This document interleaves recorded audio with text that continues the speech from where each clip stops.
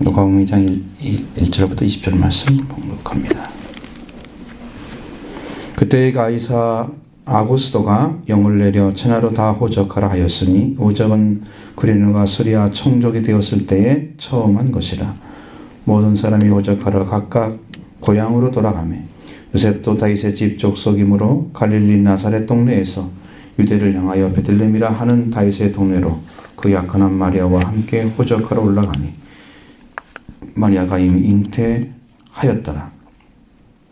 거기 있을 그때에 해산할 날이 차서 첫 아들을 낳아 강보로 싸서 그 위에 뉘었으니 이는 여관에 있을 곳이 없음일러라. 그 지역의 목자들이 밤에 밖에서 자기 양떼를 지키더니 주의 사자가 곁에 서고 주의 영광이 그들을 두루 비치매 크게 무서워하는지라. 천사가 이르되 무서워하지 말라. 보라, 내가 온 백성에게 미칠 큰 기쁨의 좋은 소식을 너에게 전하노라. 오늘 다윗의 동네에 너희를 위하여 구주가 나셨으니 곧 그리스도 주시니라.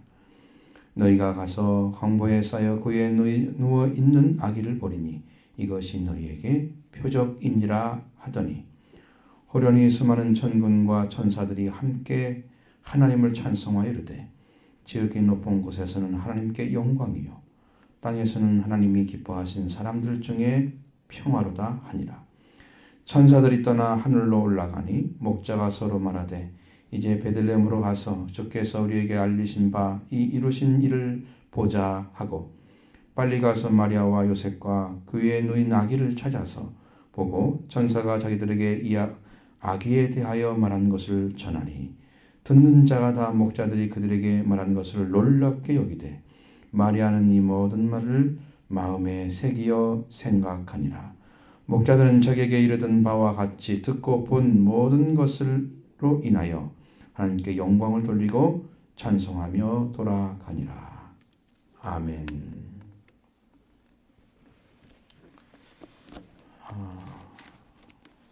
우리가 메리 크리스마스가 되어야 할 이유가 있어요. 우리가 아주 경건한 심령으로 그리스도를 경배하는 예배자가 되는 것입니다.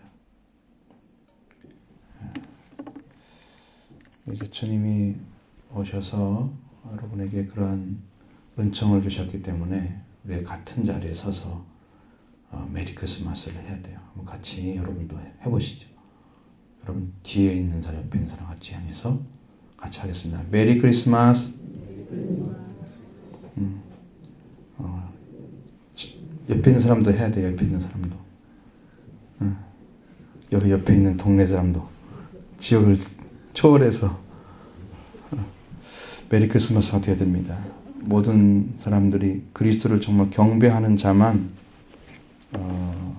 좀 하나님의 은총을 입을 수가 있는 게 여기에도 성경에도 나온 것처럼 그렇게 많은 사람들이 있었지만 다 여관에 자고 호적하러 온 사람 수없이 많이 있는데도 딱 전해지는 사람들이 아주 적은 소수잖아요. 그렇기 때문에 여러분도 그런 자리에 서야지 여러분의 표적이 나타나고 그 표적을 볼 수가 있는 거예요.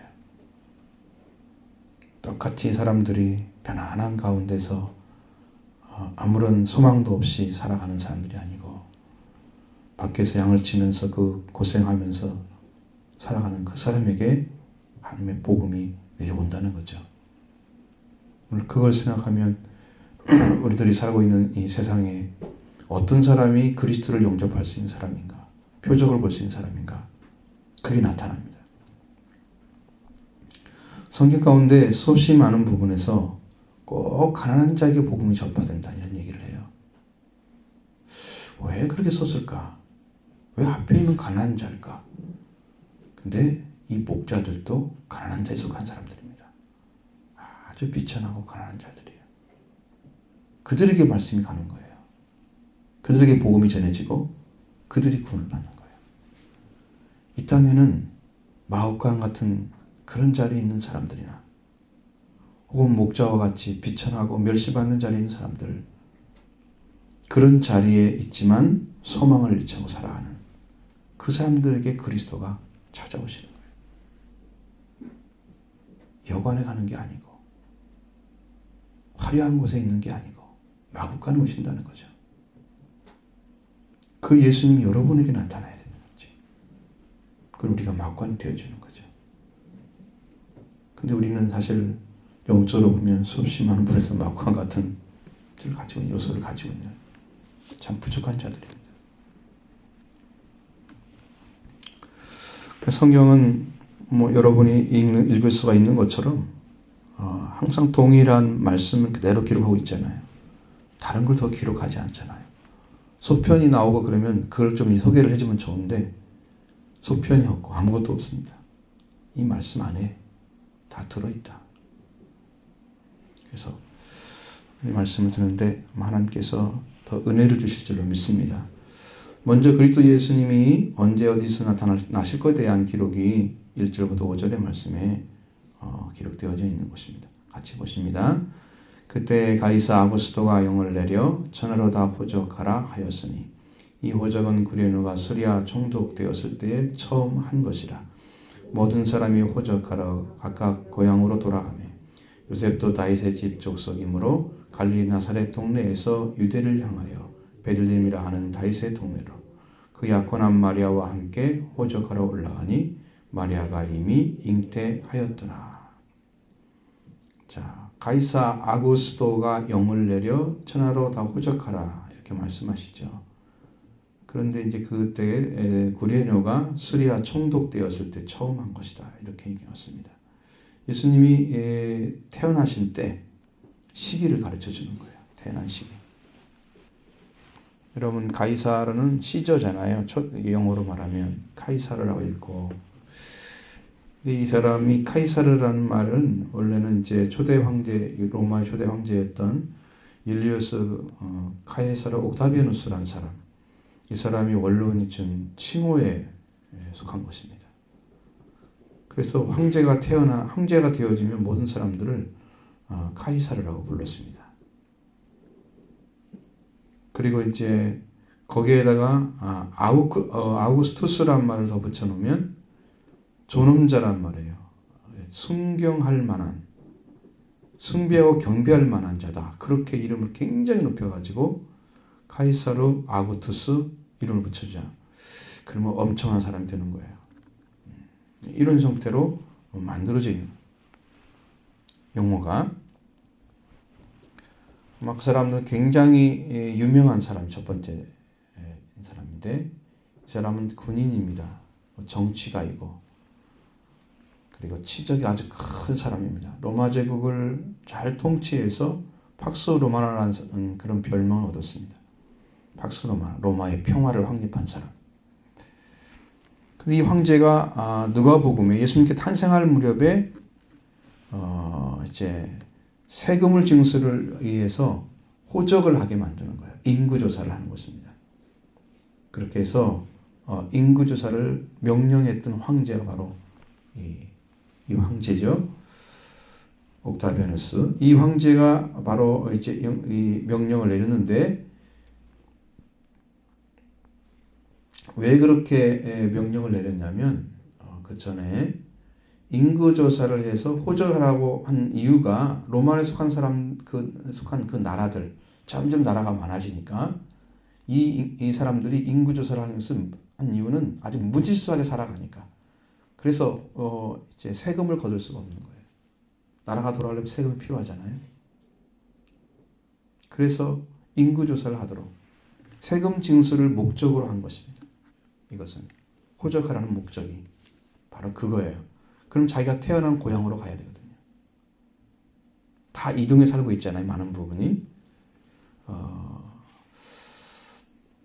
그때 이제 구레뇨라는 사람이 시리아에 있던 로마의 총독입니다. 시리아라는 나라에 우리는 수리아로 되어 있죠. 그 나라의 총독 이름이 퀴레니우스예요. 퀴레니우스. 그 예수님이 탄생하실 때에 그에 의해서 유대에도 호적 조사가 시행되고 있었습니다. 이 호적 조사의 확실한 시행 기록은 아무도 남아있지 않은데, 근데 구레누가 했던 것 중에 주전 6년의 총독이었다는 것, 그리고 그때 호적조사가 시행됐다는 것, 이런 것은 알려져 있습니다. 도대체 주전 6년인데 예수님은 주전 4년이나 2년 전에 태어났었다고 우리들이 많은 학자들이 주장하는데 6년까지 가요. 그러면 이 누가복음서 기록이 틀린 거예요. 틀린 것입니다. 그러니까 이 문제가 생겨버렸어요.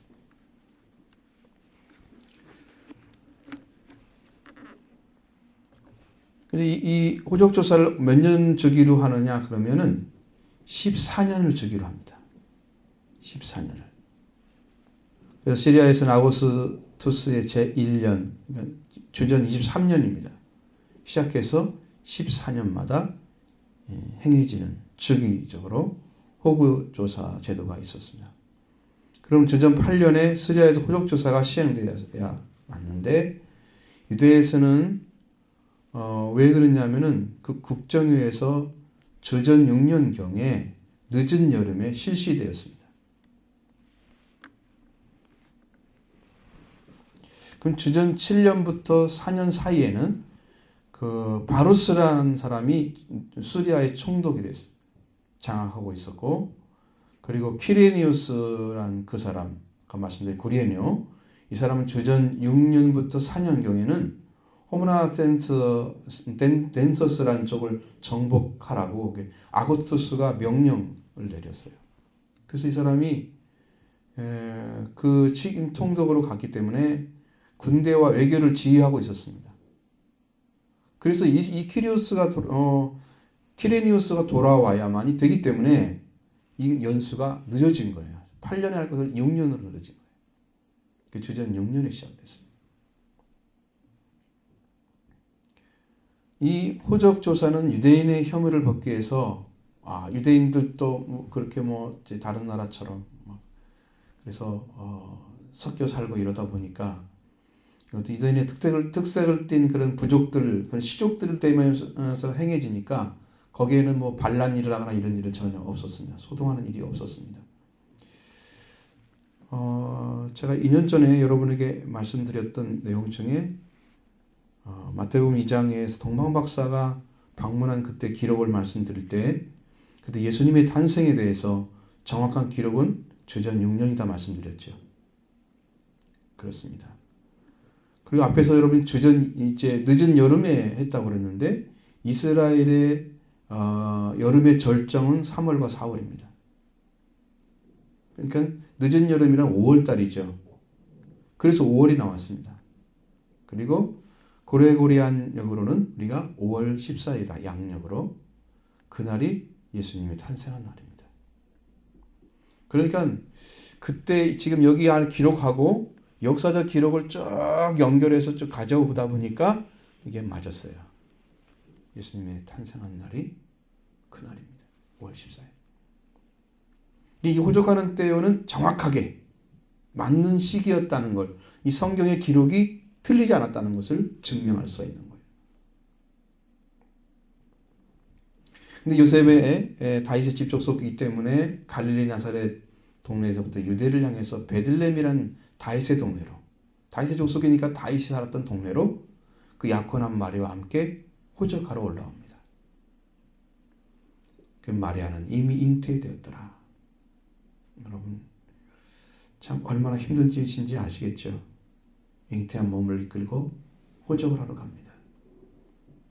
그것도 가다가 이제 만삭이 돼서 거의 아이가 태어나잖아요. 다 가지도 못하고 베들레헴 거의 가까이 왔지만 집에 들어가지도 못하고 아이가 태어나잖아요. 성경에 보면은 누가복음 1장에도 마태복음 1장에도 성령으로 잉태되었다 기록해 놓았습니다. 그러니까 이건 요셉과 관련이 있는 게 아니에요. 요셉은 남편으로서 일을 했지만 그 아버지는 아닌 거죠. 베들레헴이란 말은 빵집이란 뜻입니다. 유대 베들레헴은 다윗의 출생지죠. 근데 그 과거의 이름이 에브라시입니다. 그것은 에브라다라는 말을 사용합니다. 에브라다라고 해야 맞아요. 예루살렘의 북쪽에 있는 거예요. 에브라다란 말의 뜻은 열매를 많이 맺음이란 뜻입니다. 그래서 베들레헴의 옛 이름이 에브라다예요. 베들레헴에서 메시아가 탄생한다는 기록이 미가서 5장 2절에 나와 있습니다. 그러면 그 말씀을 갖다가 마태복음 2장 6절과 요한복음 7장 42절에 다 인용해서 기록해 놨습니다. 예수님 태어난 걸 다 알고 있었어요. 어디서 올 거다. 태어날 거다. 자, 이 예언이 예수 그리스도가 베들레헴에서 탄생되어서 결국 이루어졌습니다. 근데 왜 다윗성이라 그러느냐, 베들레헴이. 다윗이 그곳에서 기름 부음 받았습니다. 왕이 되기 이전에 사무엘을 통해서. 그래서 다윗이 세워진 그 성이다. 그래서 다윗성이라고.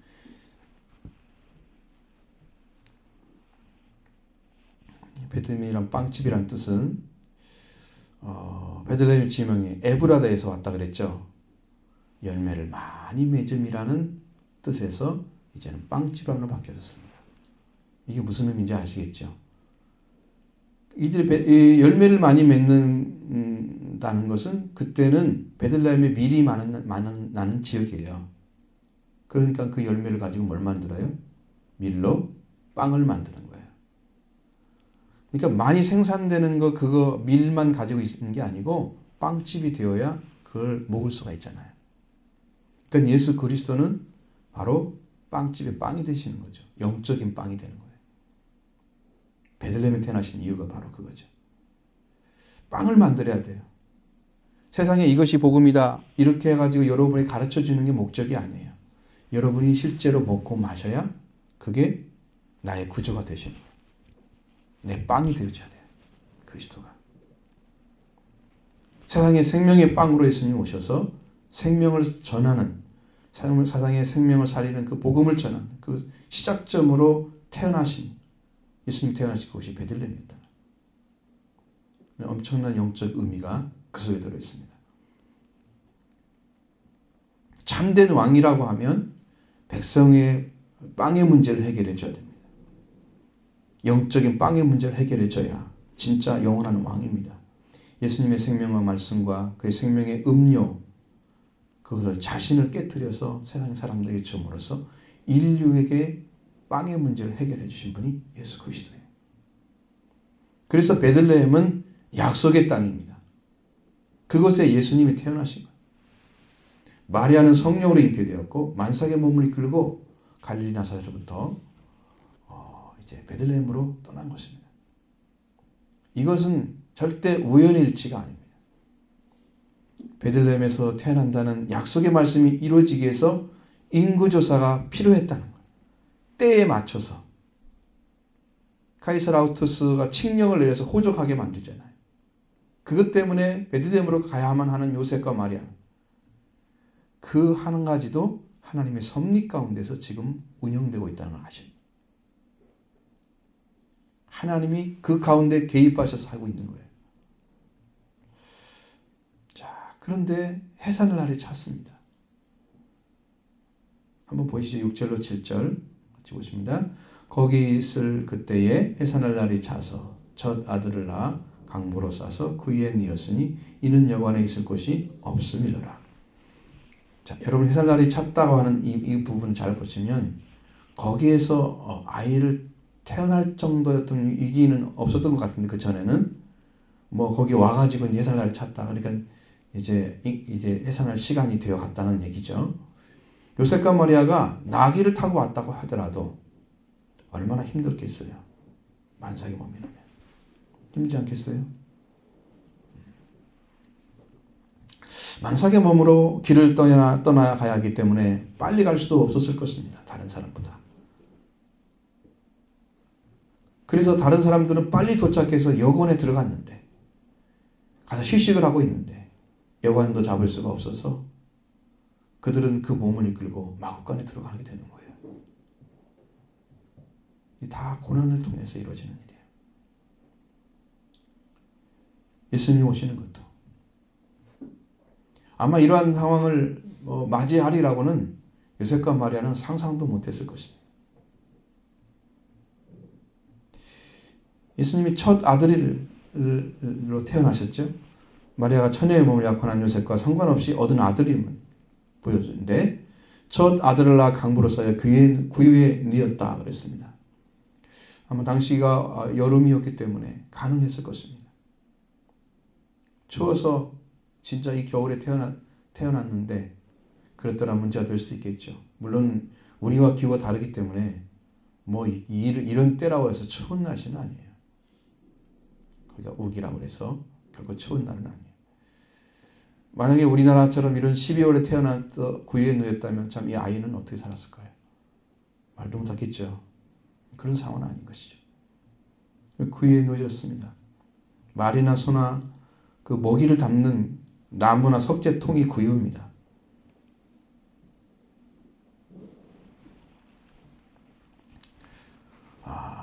그래서 이제 이 팔레스티나에서는 집의 일부를 이 가축을 키우기 위해서 구분해 줍니다. 그래 거기에 작은 돌이나 역청 같은 걸로 통을 만들어서 구유를 쓰는 것이 보통입니다.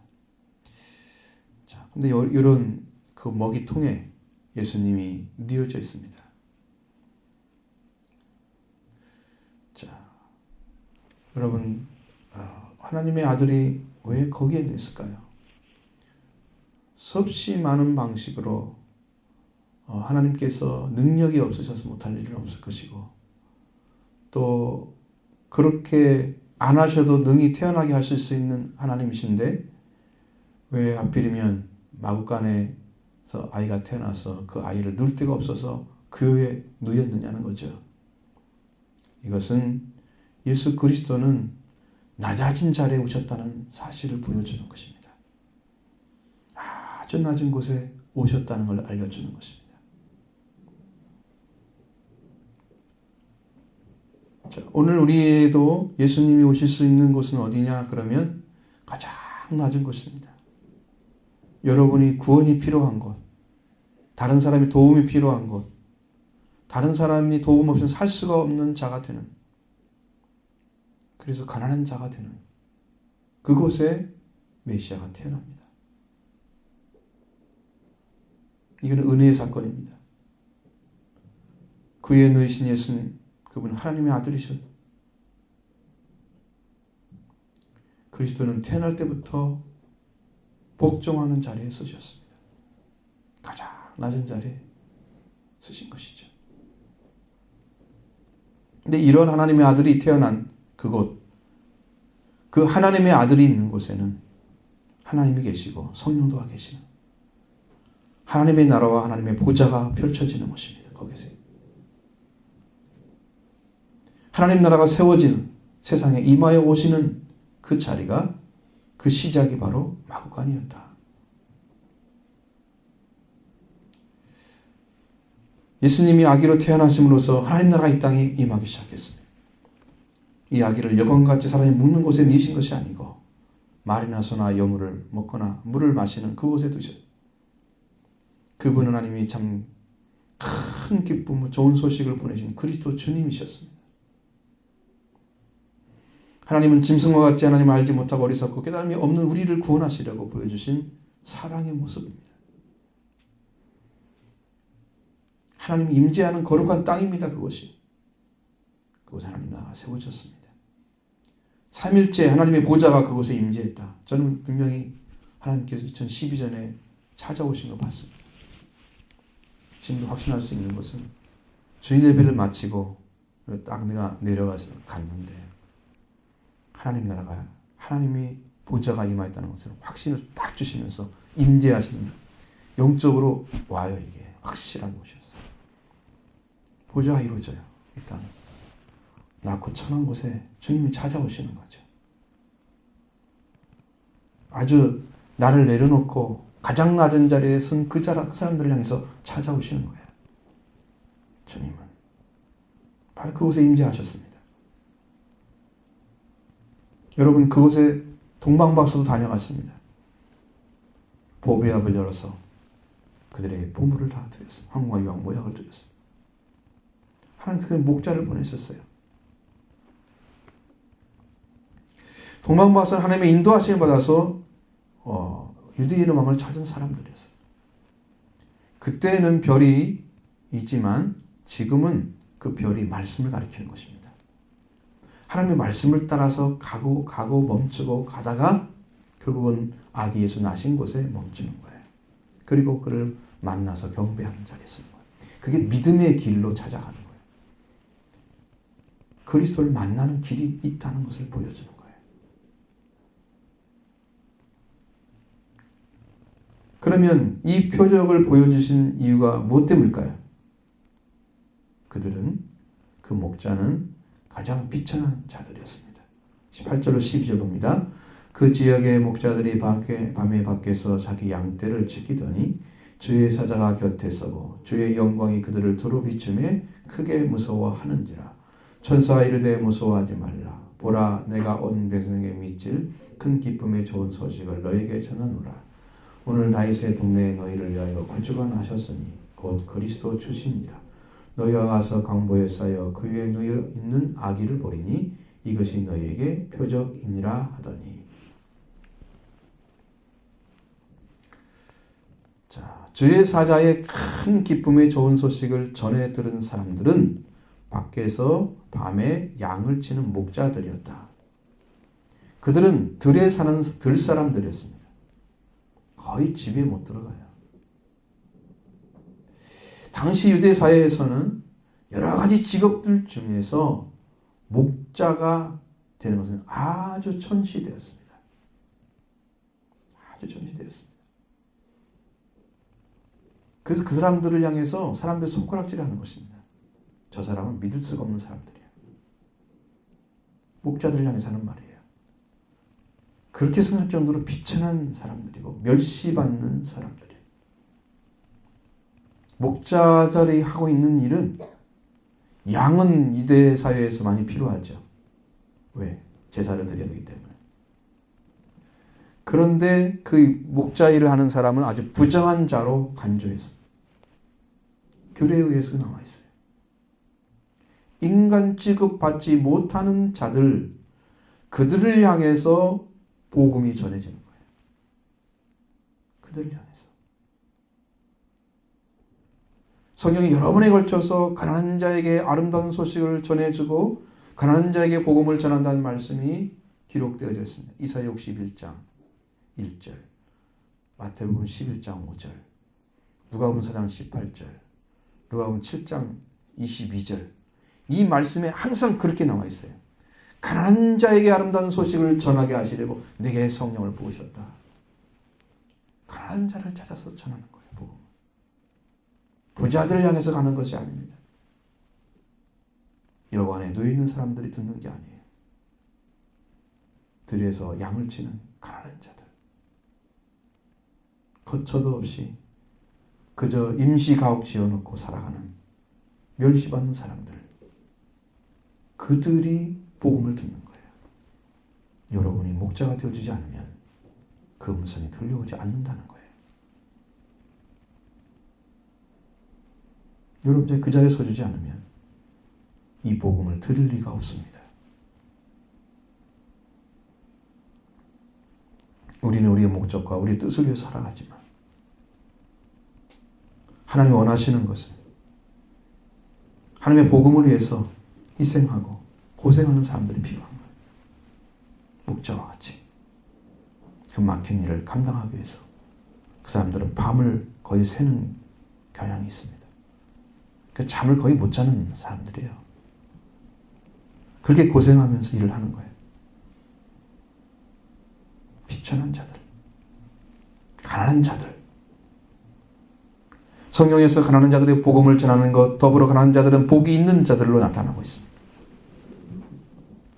왜 가난한 자들이 그렇게 하느냐 그러면 가난한 자들은 의지할 것이 없기 때문입니다. 부자들은요, 돈이 있습니다. 재력. 이거 있으니까 사람들한테 급신거리지도 않고 내려놓지도 않고 그냥 자기 자유대로 살아가는 거예요. 가난한 자들은 늘 부족하니까 낮은 자리에서야 도움을 받아야 됩니다. 의지할 것이 없습니다. 그러니까 그 사람들은 의지할 것만 있으면 찾아가는 거예요. 만나러 가는 거예요. 그러니까 하나님께 더 가까이 가 있는 사람들이에요. 주님이 말씀하시면 그 자리에 순종하시는 사람들입니다. 준비된 사람들이에요.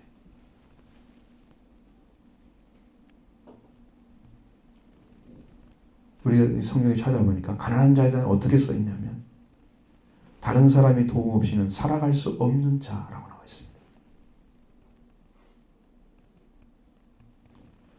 그러니까 하나님 나라가 그들 것입니다. 그들에게 복음이 전파되는 것입니다. 그들은 자기를 도울 자가 없어서 속히 받아들입니다. 심령으로 이미 비어져 있어요. 뭐라도 나를 의지할 수만 있다면 내가 그걸 의지해야 되지. 이게 찾아져 있는 사람들. 그래서 심령으로든 생활로든 가난한 자가 되어 천국을 소유할 수가 있습니다. 그날도 목자들은 들에서 자기 양떼를 지키고 있었다. 자기 일을 하고 있는 거예요. 살아갈 방법이 없기 때문에 자기 일을 하고 있습니다. 그때의 주의 사자가 곧 천사들이 목자들의 곁에 섰습니다. 천사들이 왔어요. 왜? 태어났는 이 예수 그리스도를 이 마국간에 오신 그리스도 주를 전할 대상이 목자밖에 없는 거예요. 그래서 그 곁에 선 것입니다. 근데 천사들이 왔기 때문에 하나님의 영광이 쫙 비춰오는 거죠. 광채가. 광명한 빛이 비춰오니까. 오히려 그들은 기쁨이 대한 그 빛이 두려움이 되고 무서움이 되는 거예요. 그래서 천사가 이야기합니다. 무서워하지 마십시오. 보십시오. 이것은 내가 온 백성에 미치는 큰 기쁨의 좋은 소식을 당신들에게 전합니다. 이야기해 줍니다. 천사들이 가져온 이 소식은 천사들이 전하고 있는 것 뿐이지 실제로는 그리스도가 이미 오셨잖아요. 땅에. 이미 태어나셨잖아요. 그 분을 소개해 주는 거예요. 그 분을. 이게 아주 다른 것입니다. 천사의 소식은 전함을 받는 메신저 역할인 거예요. 정말 좋은 소식은 이미 태어나신 그리스도 주님이십니다. 바로 이분을 전하고 있다. 그래서 이 소식이 온 백성에게 있어질 큰 기쁨의 좋은 소식이라고 써 있습니다. 이 소식은 큰 기쁨의 좋은 소식이었고 좋은 소식일 것입니다. 이 온 백성에게 미친다는 의미는요. 그건 미래를 말하고 있어요. 미래. 현재형이 아니에요. 그러니까 있어질 앞으로 온 백성이란 말은 이스라엘 안에 온 백성이 말하는 게 아니에요. 전체를 의미하는 거예요. 인류를 향한 것입니다. 인류에게. 예, 인류란 말을 쓰지 않았기 때문에 여기 이렇게 됐지만 이 모든 백성들 그렇게 말해야 돼요. 온이란 말에 굉장히 모든이라는 의미가 들어있는 거예요. 그들에게 있어질 큰 기쁨의 좋은 소식을 너에게 전한다고 말씀하고 있습니다. 이 소식은 오늘 다시동네에 너희를 위하여 구주가 나셨으니 곧 그리스도 주님이시다. 이걸 전해주는 거예요. 구주란 말로 쓰잖아요. 우리나라 말로 구주라고 되어 있고 그렇게 되어 있지만 이 구주는 구세주를 줄임말이에요. 구세주라는 의미입니다.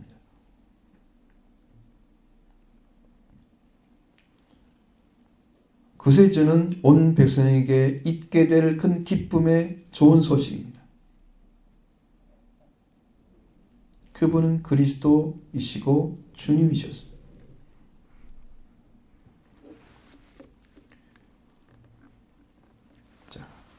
구세주로 오신 그리스도 주님이 주님으로 인해서 우리가 구원을 받게 됩니다.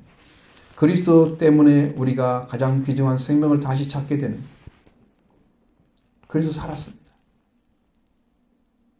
산자가 아니면 주님이 나를 살려주지 않으시면 우리 살 수가 없는 존재입니다. 그러니까 그분이 구세주가 되어주시면 여러분들에게도 기쁨의 좋은 소식이 될 것입니다. 근데 그리스도 주님이 여러분의 구주가 되어주지 않으면 여러분은 듣고 또 들은 성경의 한 구절이 되고 말 것입니다. 좋은 소식을 얘기하는데 여러분의 좋은 소식이 안 된다고 하는 것은 여러분이 복음으로 영접하지 않은 것입니다. 기쁨으로 받아들인 좋은 소식이 못 되고. 여러분 그걸 빨리 깨우쳐주기를 바랍니다. 좋은 소식이 되어야 됩니다. 그리스도 주님이 오신 것을 전해들은 목자들은 이 소식은 큰 기쁨의 좋은 소식이었습니다.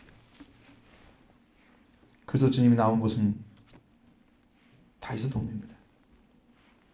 하나님께서 왕으로 보내실 그분이 다윗의 동네, 다윗이 태어나고 다윗이 살았던 베들레헴에 태어났습니다. 누구 때문에 오셨습니까? 너희를 위하여 오늘 구주가 되셨다고 그랬어요. 너희를 위하여. 누구를 위한 것입니까? 너희.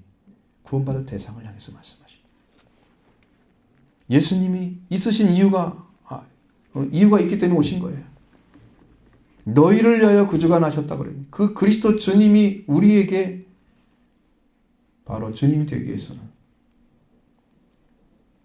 목자와 집전하고 멸시당하는 자를 구원하신 그리스도를 발견하는 것입니다. 내가 목자와 같은 자리에 서주는 거예요.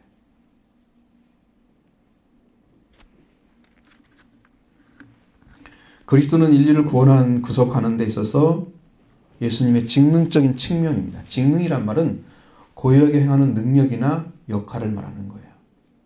직능적인 측면이에요. 예수님은 고요하게 뭘 했느냐? 바로 기름 부은 자로 오셔서 이 땅에 하나님의 선택한 백성 안에서 구원하는 역사를 하시는 거예요. 그리스도 주님. 그리스도.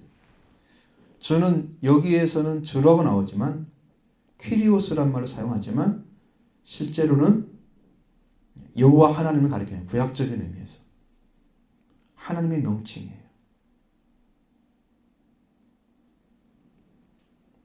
구약에서는 히브리어를 헬라어로 이렇게 번역하는 과정에서 여호와를 다 아도나이란 말로 번역해서 퀴리오스라고 해버렸어요. 그래서 주라고 되는 거예요. 신약에서는 여호와란 말이 안 쓰잖아요. 그건 헬라어의 특징 때문에 그런 거예요. 사실은 써야 돼요. 야훼란 말을 사용하는 게 제일 좋죠. 그리스도는 하나님께 세우신 왕, 선지자, 제사장들의 기름 부어진 것으로 결정되는데 하나님께서 특별하게 성별하셨다는 것을 나타내는 기름 부음을 받습니다. 많은 사람들이 왕으로, 선지자로, 제사장으로 기름을 받았는데 예수님께만 그리스도라는 이름이 붙여졌습니다. 똑같은 기름 부음 같이 보이지만 그 구분이 다르다는 거예요. 왜? 약속하신 약속을 가지고 오셨기 때문에 다른 거예요. 일반화시킬 수 있는 분이 아니에요. 다른 사람은 똑같은 자리에 세울 수 있는 분이에요. 성경에서 그리스도가 언제 계셨느냐? 그리스도 주님에 대해서 설명을 하는데 에베소서 1장에서도 4절에 보면 상반절에 곧 창세전에 그리스도 안에서 우리를 택하셨다 이렇게 말씀하시는데 예수님 그리스도는 이미 창세전에 계셨다는 걸 보여줍니다. 그러니까 우리가 이 땅이 창조되기 이전부터 계신 분이시죠. 먼저 계셨습니다. 그 다음 시편 110편 1절에는 여호와께서 내 주께 말씀하시기를 내가 내 원수들을 네 발판이 되게 하기까지 너는 내 오른쪽에 앉아 있으라 하셨도다. 이런 말씀하십니다. 그럼 여호와께서 그 다음에 내 주가 나와요. 둘이죠. 자, 여호와 하나님 한 분이죠. 그분과 동등된 위치에 있는 내 주님. 그분이 계셨다는 거예요. 근데 예수님은 이 말씀을 사용해서 마태복음 22장 43, 45절 가운데 말씀하시는 내용에 보면 그러면 다윗이 성령에 감동하여 어찌 그리스도를 주라 칭하여 말하되 주께서 내 주께 이르되 내가 네 원수를 네 발 아래 둘 때까지 내 우편에 앉아 있으라 하셨도다 하였느냐. 다윗이 그리스도를 주라고 칭하셨다. 그러니까 어찌 그의 자손이 되겠느냐. 다윗의 핏줄로 오시긴 하지만 이미 미리 계셨었어요. 다윗의 핏줄로 태어나서 오신 분이 아니라는 거죠. 미리 계셨어요. 주님은 그리스도로. 이미 계셨던 분입니다. 그분이 오신 거예요. 약속하신 그분, 하나님께서 구세주로 보낼 그 약속하신 그분이 태어나셨어요. 그래서 그분을 그리스도라고 부르는 거예요.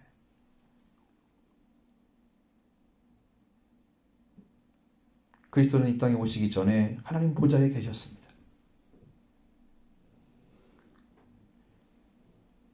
이제 그분이 이 세상에 그리스도와 주님으로 하나님의 이름으로 오신 거예요. 자, 그렇게 오셨는데 천사가 얘기하잖아요. 너희가 가서 강보에 쌓여 구에 든 아기를 부르니 이것이 너에게 표적이라고 말씀하셨습니다. 오늘 우리에게 천박하고 빛이 난 자인 것을 알고 하나님을 바라보는 자, 그 사람에게 기쁨의 좋은 소식을 전해주는 분은 베들레헴에 태어나셔서 마구간에 구유를 누신 예수님이십니다. 그분이 우리의 구주이시고 그리스도 주님이시다.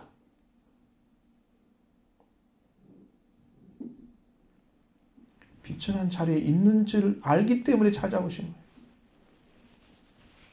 그 자리에 쓴 사람만 찾아가서 표적을 보게 될 것입니다.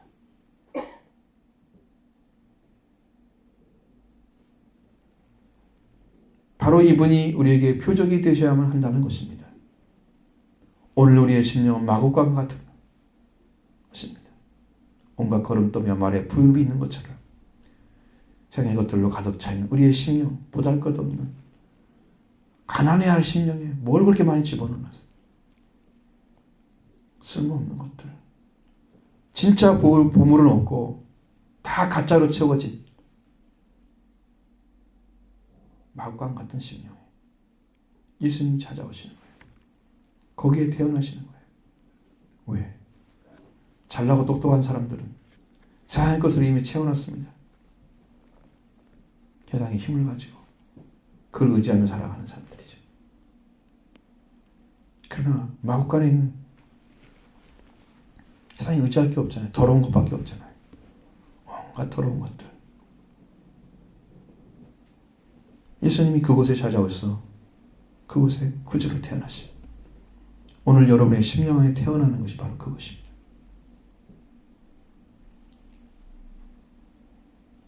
여러분이 이 예수 그리스도를 만나게 되면 마구간에 있는 말구유와 같은 심령 안에 찾아오신 주님을 발견하면 그곳에 하나님 나라가 이루어졌다고 여러분 외치게 될 것입니다. 이곳에 찾아오신 주님을 발견하고 여기 하나님의 보좌가 임했다고 세상 사람들이 얘기할 것입니다. 이것은 큰 곳이라고 하나님의 놀라운 사랑이 임재했던 이 축복의 장소라고 전파하게 될 것입니다. 이 좋은 소식이 여러분의 것이 되어야 됩니다.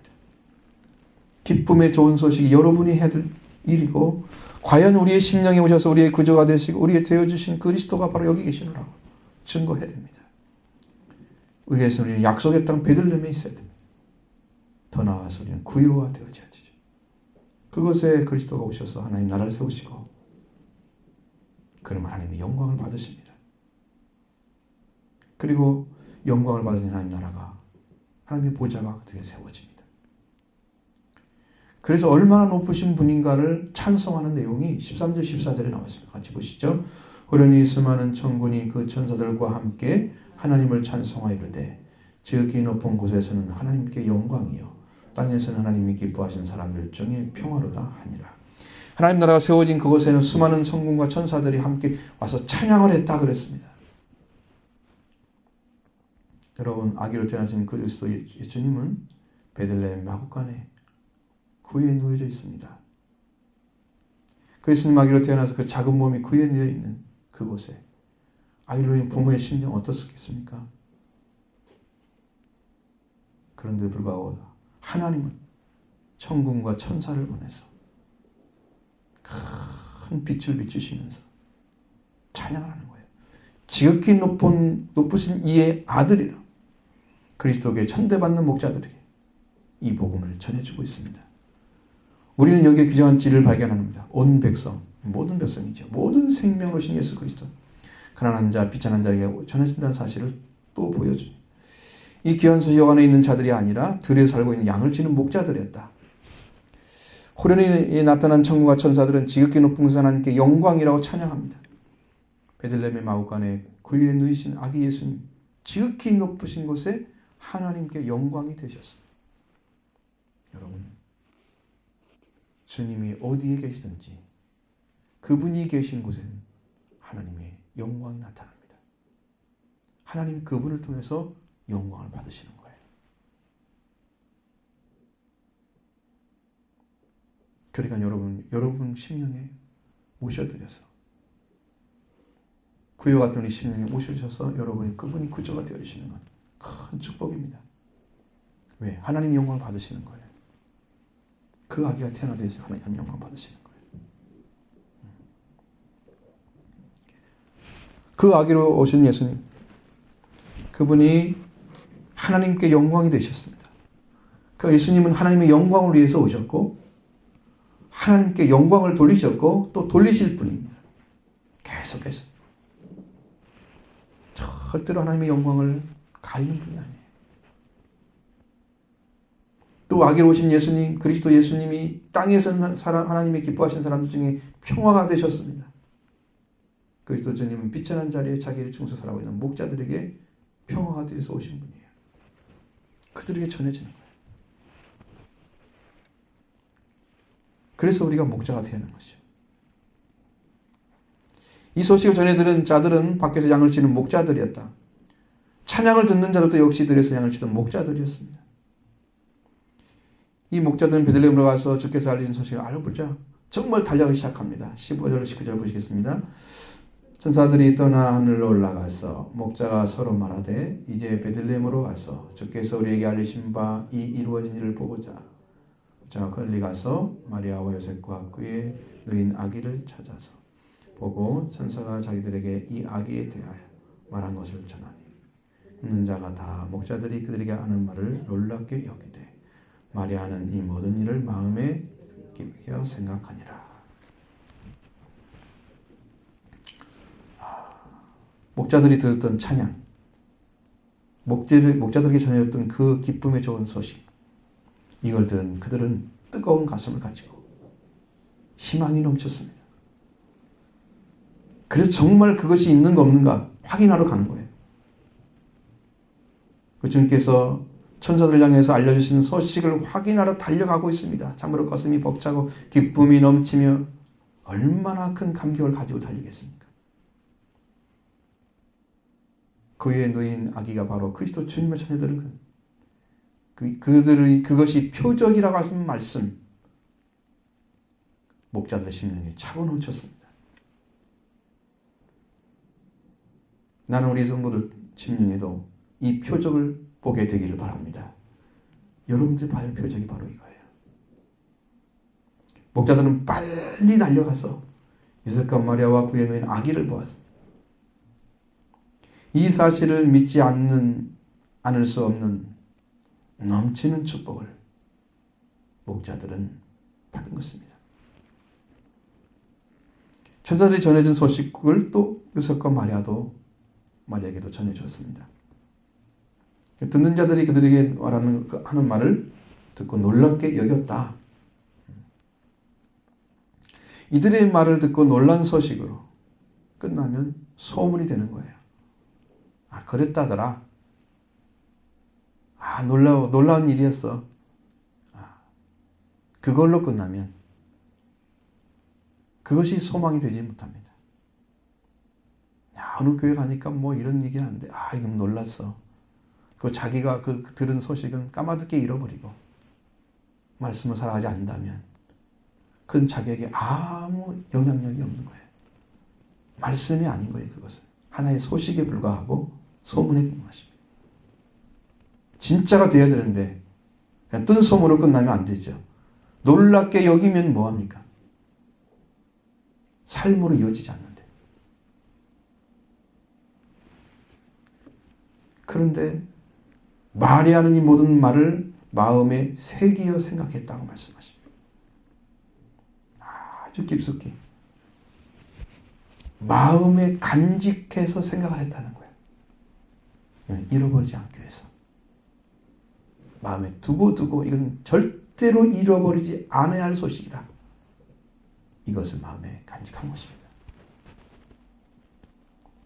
마음속에 깊이 스며들도록 생각한 것입니다. 스며들도록.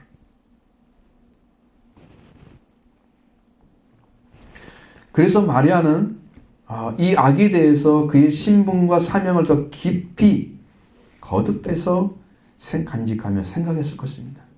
그가 살아오는 동안에 예수님 30년 동안 마리아와 함께 살잖아요. 그 동안에 이 말을 기억했을 것입니다. 항상. 이건 하나님이 그 처음에 줬던 말씀과 마리아를 통해서 너를 통해서 지극히 높으신 이 아들이 태어날 것이다.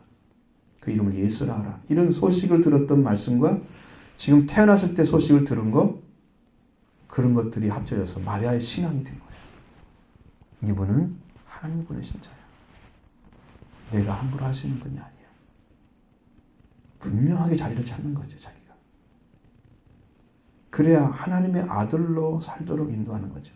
자기 아들이 되도록 자기 육적으로 자기 자식으로 삼아가지고 자기 밑에 놓고 이렇게 하는 자가 되면 안 되는 거죠.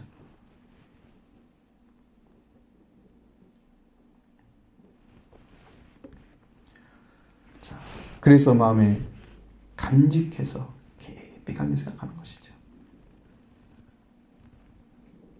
그것이 이제 누가복음서에서 계속 나오고 있는 예수님이 어렸을 때 시절 모습을 조금씩 기록해 놨습니다. 여기 뒤로 넘어가면 나오죠. 3장 이전에 그 말씀이 다 나와 있어요. 예수님이 예루살렘 성전에 제사를 드리러 갔던 그런 장면들, 예수님이 자라가는 모습들 아주 작게 말씀해 놨어요. 그런 모습 속에서 정말 하나님의 아들로 자라고 있는 모습을 볼 수가 있는데 하나님과 사람에게 더 사랑스러워 하시더라. 지혜가 몸이 자라고 지혜가 커가면서 하나님과 사람에게 더 사랑스러워하는 모습으로 장성해가는 마리아가 잘한 거죠. 자기 아들 만들면 안 되죠. 육신으로 오셨다고 해서 자기 아들로 보면 안 되죠. 잘하고 있는 모습이에요.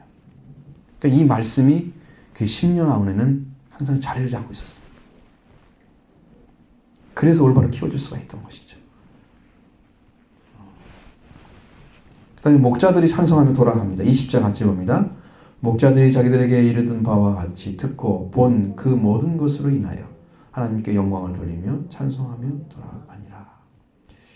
목자들은 이런 사실을 목격을 했다는 거죠. 그 모든 것으로 인해서 하나님께 영광을 돌리고 찬송하며 돌아갑니다. 천사들이 전해준 소식, 그 찬송, 그리고 표적이라고 하는 말씀, 이걸 사실적으로 가보니까 똑같아요. 맞는 말이에요. 정확히 알았죠? 그것은 완전한 구원을 주시려고 하시는 하나님의 철저한 계획 가운데서 이루어진 일입니다. 하나님은 인류를 사람의 타락함으로 마귀에 속한 백성을 이제 하나님의 사람으로 보내서 하나님 아들을 사람으로 보내서 하나님의 아들내의 아우간에 구유해 놓으셨습니다. 그리고 또 주님의 승리하게 하셔서 완전한 구원을 주시고자 한 것입니다. 그래서 베들레헴 마구간에 구유해 놓인 그 아기 예수님, 그 인해서 온 인류는 가장 기쁨의 근처 좋은 소식을 그들에게 전해 주었습니다. 여러분, 사람은요 스스로 하나님께 갈 수가 없습니다. 하나님을 떠나서 하나님께 돌아갈 수 없는 자가 됐기 때문에 죄인인데, 죄인된 사람 하나님께 돌아갈 수가 없는 거예요. 이것은 여러분 부모와 자식 만나는 이 정도의 그런 관계가 아니에요. 이 땅에서는 좀 부모 잘못해가지고 나갔다가 들어오면 부모를 용서하고 그렇게 할 수 있잖아요. 근데 영적인 관계는 끊어진 자식은 죄인이에요, 죄인. 죄의 문제를 해결해야만 되는 거예요. 그러니까 스스로 나을 수가 없어, 하나님께. 사람은 타락했기 때문에 하나님을 만날 수 있는 방법이 없는 것입니다. 자, 그래서 하나님께서 구하고 돌아와서 회개하고 돌이키고 하나님을 향해서 나오는 사람들에게 하나님은 그리스도를 준비해 놓았습니다. 그리고 그리스도를 보내주는 거예요. 오늘 여러분들이 하나님께 정말 나는 구원 받지 못해 구원을 받아야 될 대상이라고 생각하고 그 구원을 요청하게 되면 여러분에게 그리스도를 보내주십니다. 영적으로. 하나님이 준비해 놓은 거예요. 그것이. 과거에는 영으로 계신 그리스도가 오셨죠. 창세전에 이미 다 예정됐다고 그러잖아요. 그러니까 창세 이후로도 타락한 자들이 구하고 하나님께 구하면 영적으로 그것을 보내요. 그러니까 오늘처럼 우리가 보여지는 그리스도가 오셔서 구원한 역사가 보여지지 않기 때문에 그때는 구약에는 그리스도가 역사하지 않았을 거라 생각하죠. 그렇지 않습니다. 아브라함이 모리아 사건에서 나타난 그 그리스도를 저는 발견합니다. 거기에 그리스도가 오셨다는 걸 알았어요.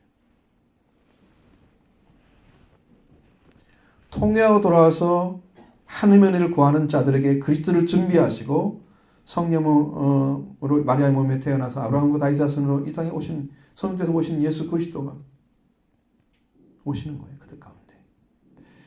오늘 그리스도 주님이 곧 우리의 구세주이기 때문에 저와 오늘 여러분들이 경배할 아기로신 예수님 베들레헴 마구간에 구유에 누우신 그분입니다. 여러분들도 베들레헴 마구간에 구유에 가셔서 경배하기를 바랍니다. 그분의 소식을 듣고 달려가십시오. 그리고 표적을 발견해야 됩니다. 이분이구나 확인한 다음에는 변할 수가 없잖아요. 들은 소식이 또 듣고 또 듣고 또 들었는데 확인한 적이 없어. 표적을 본 적이 없어. 확신할 수 있겠습니까? 없겠습니까? 못하죠.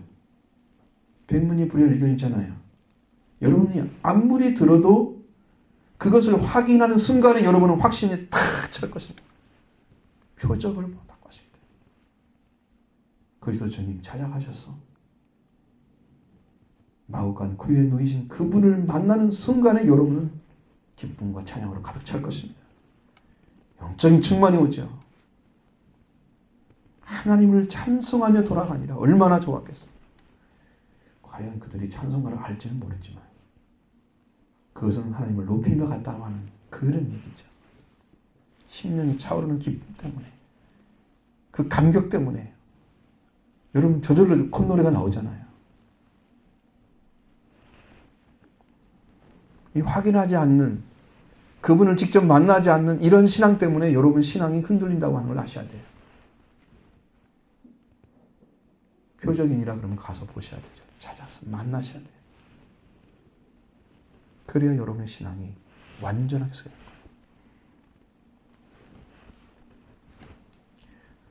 그 그리스도 주님이 우리들의 생명을 이끌고 계시는 거예요. 그 표적을 발견한 사람들. 그분이 목자가 되어주십니다. 하나님 아들이 인간이 되어 오셨지만 완전한 하나님이시고 완전한 사람이십니다.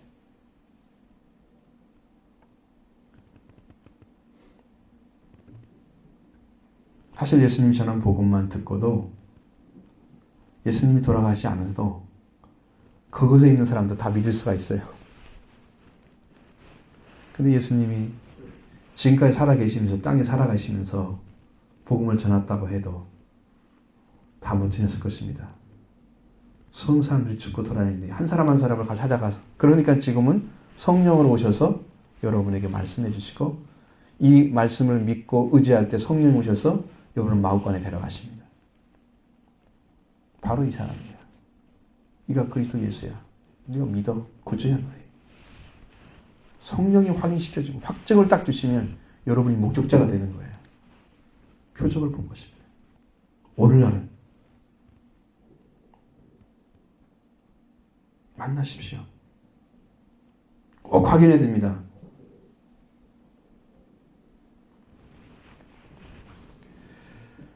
그리고 완전한 사람이신 예수 그리스도, 그리고 여러분의 마음속에 이 그리스도를 담고 함께 걸어가시기를 바랍니다.